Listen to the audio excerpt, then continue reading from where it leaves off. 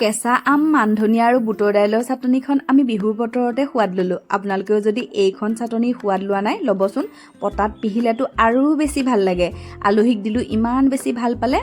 এয়া বজাৰৰ পৰা মই 3টা আম কিনি আনিলোঁ। এইখিনি আকৌ বাহিৰৰ আম, আমাৰ ইয়াত এতিয়া কেঁচা আম ওলাবহে ছিজনত, কিন্তু এইখন চাটনিৰ সোৱাদ নিশ্চয় আপোনালোকে ল'বই। কাটি চালোঁ আৰু আমকেইটা ইমানেই টেঙা নহয়, মাজত জিম ধৰিছেই। 3 চিটা ল'ম মই, যদি অকণমান টেঙাটো কম হয় তেতিয়া গোটেইটোৱে দিলোঁহেঁতেন।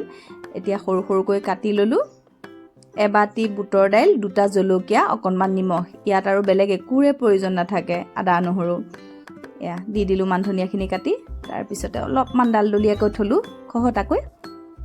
গোন্ধটো ইমান ধুনীয়া ওলাই আহিছে নহয়। আলহীক দিবলৈ মই এইপিনে সাজু কৰিলোঁ।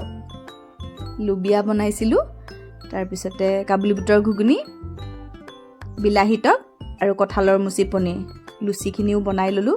ইমান বেছি ভাল পালে চাটনিখন, শলাগি খালে। আপোনালোকেও